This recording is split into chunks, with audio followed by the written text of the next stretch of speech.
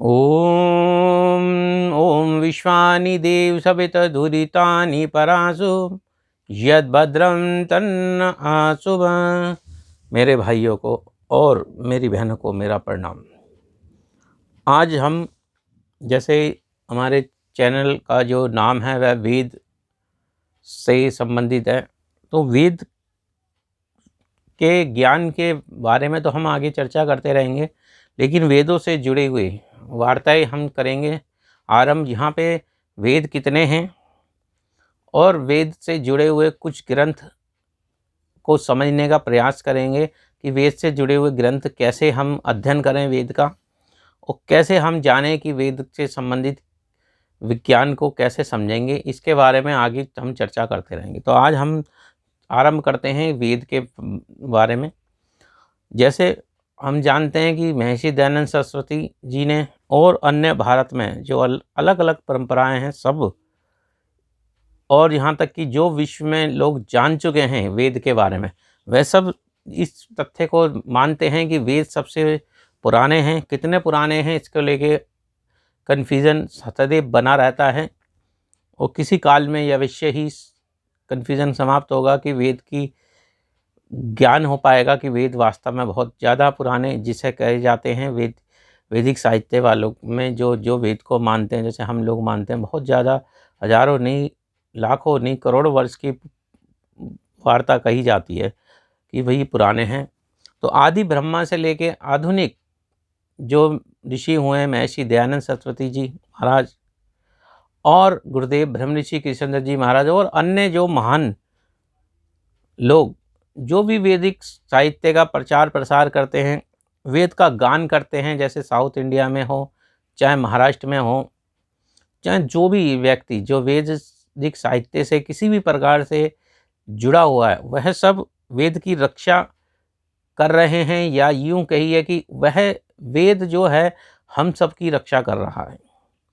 क्योंकि ज्ञान की हम रक्षा नहीं करते, ज्ञान हमारी रक्षा करता है। और वेद को जो कहा जाता है कि विद धातु से बना है, जिसका तात्पर्य कहा जाता है कि ज्ञान है, विज्ञान है। तो वेद में ज्ञान विज्ञान है, और परमपिता परमात्मा ने ऐसा कहा जाता है कि सृष्टि के आरंभ में ये ज्ञान 4 ऋषियों को पे प्रकट हुआ था, और उन 4 ऋषियों ने ऋग्वेद जो था सबसे प्रथम आया, जिनके ऋषि माने जाते हैं अग्नि ऋषि। और इसमें विषय कहा जाता है, सामान्यतः ज्ञान का विषय आता है, और इसके अंदर हम देखें कि 10 मंडल हैं और 10,522 मंत्र हैं। वहीं यजुर्वेद को हम देखते हैं, जो यज्ञ से संबंधित, क्रिया से संबंधित कहा जाता है, कर्मकांड से संबंधित कहा जाता है, उसके अंदर जो हैं 40 अध्याय हैं और 1975 मंत्र हैं।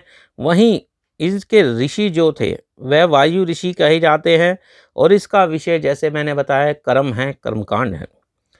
आगे हम देखते हैं कि सामवेद का, तो सामवेद का जो ऋषि हैं वह आदित्य ऋषि हैं, और इसका विषय कहा जाता है कि भाई उपासना है। उपासना से संबंधित मंत्र आते हैं, जहाँ पे प्रभु की महिमा का गुणगान खुले रूप से गाया जाता है, और अनेक प्रकार के विचार हमें प्रभु की लीला से संबंधित मिलते हैं। इसमें 27 अध्याय कहे जाते हैं और 1875 मंत्र हैं।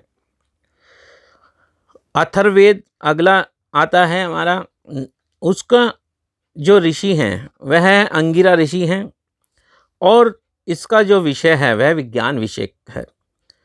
अब इसके अंदर 10 कांड कहे जाते हैं और 5,977 मंत्र हैं कुल। तो लगभग 20,500 के करीब लगभग मंत्र हमें वैदिक साहित्य में मिलते हैं, और अनेक देवताओं का, जहाँ पे वैदिक साहित्य में जो देवता शब्द जो आता है वह उन विषयों का आता है जिनमें यह वर्णित है, जिनके बारे में ये ज्ञान विज्ञान मिलता है। तो इन देवता किसे कहते हैं, ऋषि किसे कहते हैं, और अनेक विषयों को तो हम अगले वीडियोस में आपके लिए लाएंगे। आज हम वैदिक साहित्य के बारे में हम और चर्चा करेंगे। महर्षि दयानंद सरस्वती जी ने कहा था कि वेद का पढ़ना पढ़ाना, सुनना सुनाना प्रत्येक आर्य किसे कहते हैं? जो श्रेष्ठ बनना चाहता है वही तो आर्य है।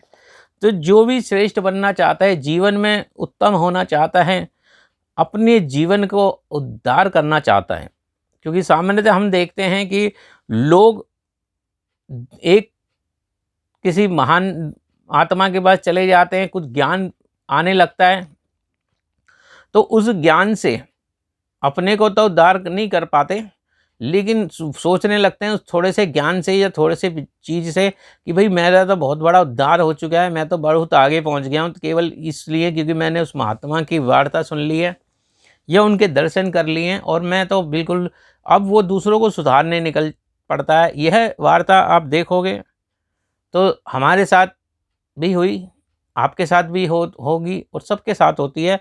और इस अधूरे ज्ञान के साथ हम जीवन में कहीं पहुंच नहीं पाते, ना अपना भला नहीं कर पाते। तो आर्य वही है जो स्वयं ज्ञान विज्ञान में रत होता है, कर्म करता हुआ परमपिता परमात्मा की सृष्टि को निहारता रहता है और वेद के ज्ञान विज्ञान में रत हो जाता है और अपने जीवन को उज्जवल बना लेता है। उसके जीवन को देखकर दूसरा व्यक्ति स्वयं उस ज्ञान विज्ञान को पाने के लिए आपके समक्ष आता है और वह भी आर्य बन जाता है, श्रेष्ठ बन जाता है और महान पद्धति को अपना लेता है। तो व्यक्ति, यदि आप चाहते हो कि संसार में आर्य पैदा हों, तो स्वयं को हमें आर्य बनना पड़ेगा। आरंभ में जब हम स्वयं बन जाएंगे तो दूसरा हमें देख के स्वतः ही चरित्र की, जो कहा जाता है कि परिभाषा में कि भाई चरित्र जाता है इधर से उधर, तो चरित्र घूमता है।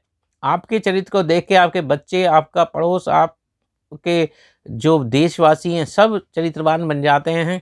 तो इस प्रकार से हम देखते हैं कि वैदिक साहित्य का पढ़ना हमारे लिए कितना अद्भुत है। अब यहाँ महर्षि दयानंद सरस्वती जी ने ऋग्वेद भाष्य में भी कहा है पृष्ठों में कि वेदार्थ ज्ञान साहित्य पठन पुरासरम ऋग्वेदम धित्या। वेदार्थ के ज्ञान के लिए जितना भी वैदिक साहित्य है उसको प्रथम पढ़ना चाहिए। दयानंद सरस्वती जी ने कहा है भी जितना भी वैदिक साहित्य है उसको पढ़ो। अब आप कहोगे भाई क्या वैदिक साहित्य इन 20,500 मंत्रों के आसपास नहीं है, यही नहीं है? नहीं, वेद को अध्ययन यदि हम करना चाहते हैं तो हमें वैदिक साहित्य को अध्ययन करना जरूरी है, क्योंकि जो ऋषि मुनि थे वह तो रिसर्च करते थे, वह तो अनुसंधान करते थे। सारे अलग अलग जो ऋषियों के नाम हम देखते हैं, उन ऋषियों ने अलग अलग विषयों पे अपना आधिपत्य था, वर्चस्व था और वेद पे वर्चस्व था। कोई आयुर्वेदाचार्य था, कोई यज्ञ की विधि को जानता था, कोई भौतिक विज्ञान आध्यात्मिक विज्ञान दोनों को जानने वाले थे, और कुछ ऋषि थे जो केवल भौतिक विज्ञान में थे रत थे, कुछ आध्यात्मिक विज्ञान में भी रत थे, कुछ यज्ञ को जानने वाले थे और आध्यात्मिक विज्ञान को। तो एक मुख्य चीज़ हमें देखने को मिलती है कि एक भौतिक विज्ञान को तो जानते ही थे ऋषि मुनि, लेकिन वह आध्यात्मिक विज्ञान में भी रत रहते थे और रिसर्च करते थे। इसलिए उस समय की जो विद्याएं थीं, जिस समय हम कह सकते हैं कि जब तक महाभारत काल रहा या द्वापर रहा, उस समय तक हम देखते हैं कि महाराजा शिव, इंद्र की उपाधि भी थी उस काल में।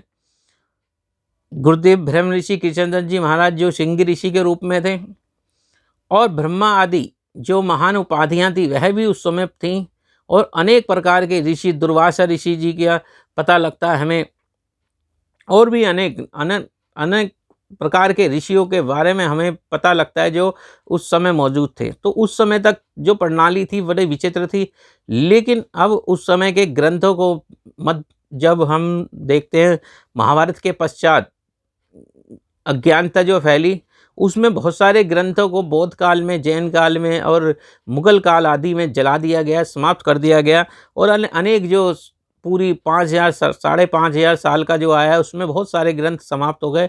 कुछ ग्रंथ जो वेद को डिफाइन करने के लिए कह सकते हैं मिलते हैं। तो वेद को यदि आप अध्ययन करना चाहते हैं, पढ़ना चाहते हैं, तो सबसे पहले आपको 4 वेद का, जैसे मैंने बताया कि 4 वेद हैं।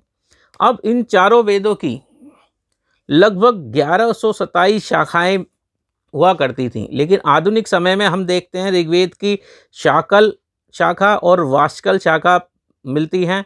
वहीं यजुर्वेद की माध्याह्नी शाखा, काणव शाखा, तैत्तिरीय शाखा, काठक शाखा, कपिलिष्ट शाखा, मैत्रायण शाखा, ये शाखाओं का के बारे में पता लगता है। इनमें से कुछ शाखाएं मौजूद हैं।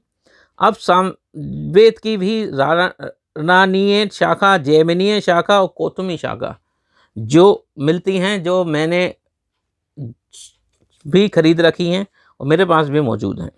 और अथर्ववेद की भी शौनक शाखा, पेपलाद शाखा प्राप्त होती है।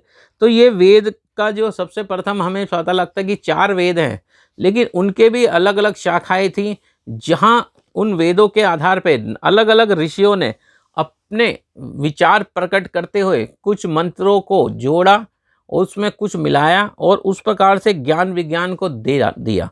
तो अनेक शाखाएं हैं, उनके आधार पर हम देखते हैं कि भाई इन जो शाखाओं में हमें जो ज्ञान विज्ञान का मूल है, वेद जो 4 वेद हैं जो मूल हैं, उनको और एक्सप्लेन करने का प्रयास करा गया। आगे हम देखते हैं कि अलग अलग प्रकार से जो हम आगे बढ़ते हैं तो हमें पता लगता है कि अगर वेद को आप समझना चाहते हैं, कि आप कह रहे हो भाई चलो मैं वेद का अध्ययन करना चाहता हूँ, हमें भी ये था जब हम 18-19 साल के थे भी वेद का अध्ययन करना है, लेकिन उस समय हमारी बुद्धि उतनी नहीं होती। हम चाहते हैं कि भाई वेद के विज्ञान को जानें, लेकिन अगर आप किसी गुरुकुल में जाते हैं तो वह बताते हैं आपको, ये आप वेद को जानना चाहते हैं तो सबसे प्रथम वेद का मंत्र को देखिए, फिर उस वेद मंत्र का, हर एक वेद का अगर आपको अध्ययन करना है तो सबसे पहले हर एक वेद का हमें कॉमन चीज़ क्या मिलती है, हर एक वेद का अपना एक ब्राह्मण है। हर एक वेद का जो है एक अरणायक है, और उस अरणायक के साथ साथ हर एक वेद का, प्रत्येक वेद का हमें उपनिषद भी देखने को मिलता है। तो हम यहाँ वार्ता करेंगे ब्राह्मण ग्रंथ की, जो वेदों, हर एक प्रत्येक वेद के, चारों वेदों के ब्राह्मण ग्रंथ हैं। तो हम देखते हैं कि ऋग्वेद के जो ब्राह्मण ग्रंथ हैं वह हैं ऐत्रेय ब्राह्मण, कौशिकी ब्राह्मण, शांखायन ब्राह्मण। यजुर्वेद के ब्राह्मण हैं माध्याह्नी शतपथ ब्राह्मण, कण्व शतपथ ब्राह्मण, तैत्तिरीय ब्राह्मण, जो यजुर्वेद की जो शाखा ही कही जाती है। और सामवेद के ब्राह्मण तांडे ब्राह्मण, महाब्राह्मण हैं, या पंचविंश ब्राह्मण भी कहा जाता है।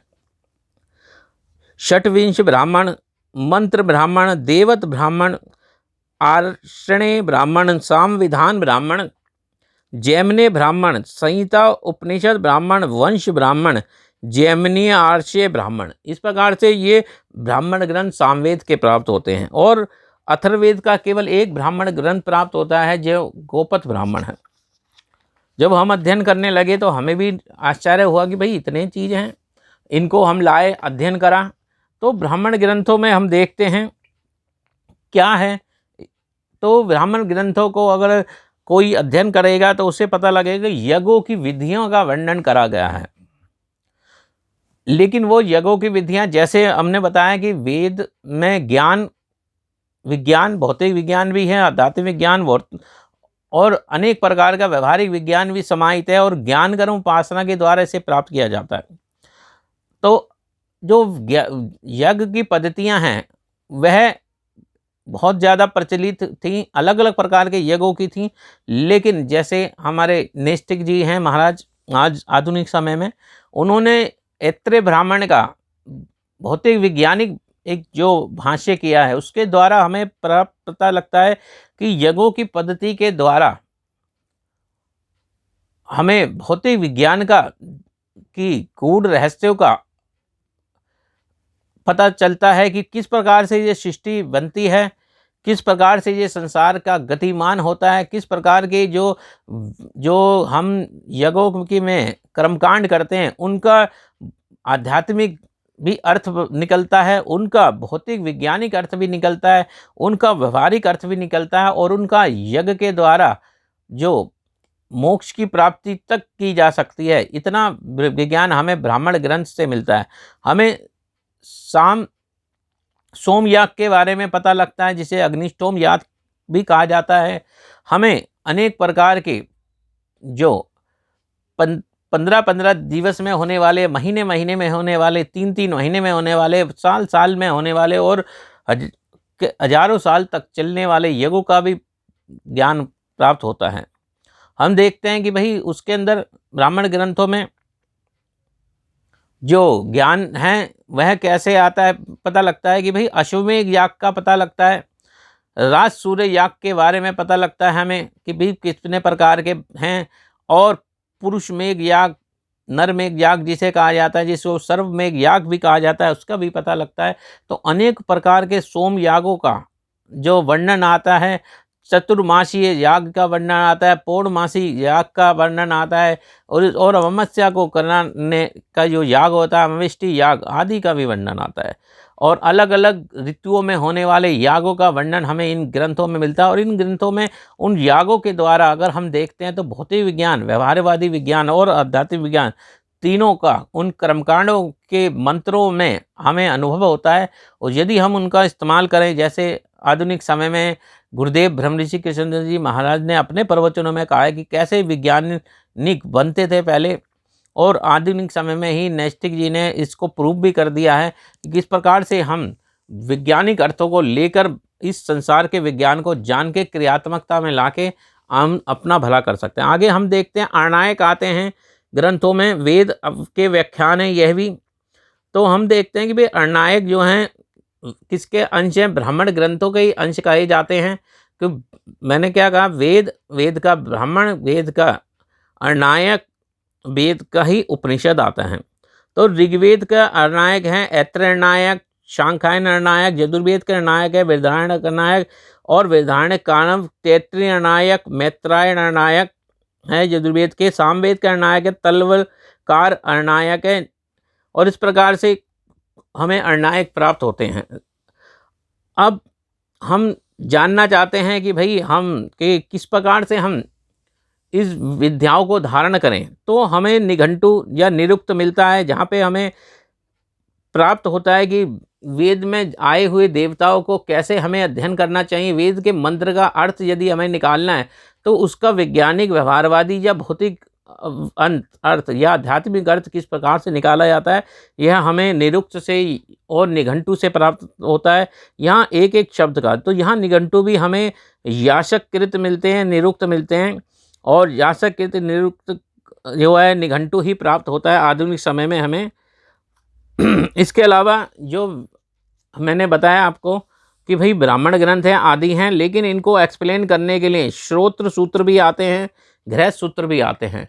और अलग अलग प्रकार के गृहस्थ सूत्र हम देखते हैं कि भाई आपत्सम शोध सूत्र, आश्वलायन शोध सूत्र, काठक शोध सूत्र, कात्यायन शोध सूत्र, और भी बहुत सारे मशहूर हैं जो शोध सूत्र हमें देखने को इसमें मिलते हैं, जो बहुत ही प्रसिद्ध हैं। और इसी प्रकार से गृहस्थ सूत्र हैं जो गृह में रहने वाले गृहस्थ के लिए कहे जाते हैं, वह भी आश्वलायन गृहस्थ सूत्र हैं, अग्निवेश्य गृहस्थ सूत्र है, और अन्य गृहस्थ सूत्र हमें देखने को प्राप्त होते हैं।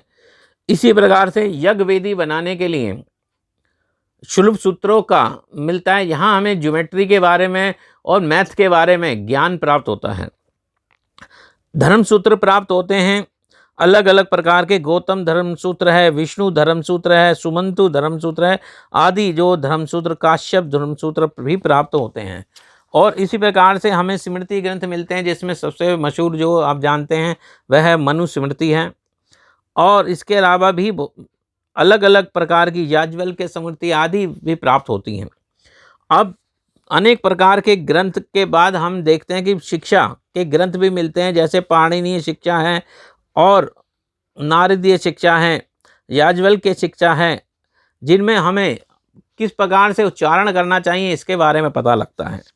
और प्रतिशाखा भी प्राप्त होती हैं, ऋक् प्रतिशाखा, यजु प्रतिशाखा, तैत्तिरीय प्रतिशाखाएँ भी हैं, जिनका जो विषय है वह भी छंद शास्त्र से जुड़ा हुआ है, शिक्षा से जुड़ा हुआ है, जहाँ हमें पता लगता है कि पद पाठ आदि पाठों को कैसे किया जाता है। और अनेक प्रकार के व्याकरण ग्रंथ हमें प्राप्त होते हैं, जैसे अष्टाध्यायी है, नाम लिंग अनुशासनम है, धातु पाठ, गण पाठ आदि हमें प्राप्त होते हैं, जिनका अध्ययन करके ही आप वेदों को समझने का प्रयास कर सकते हैं।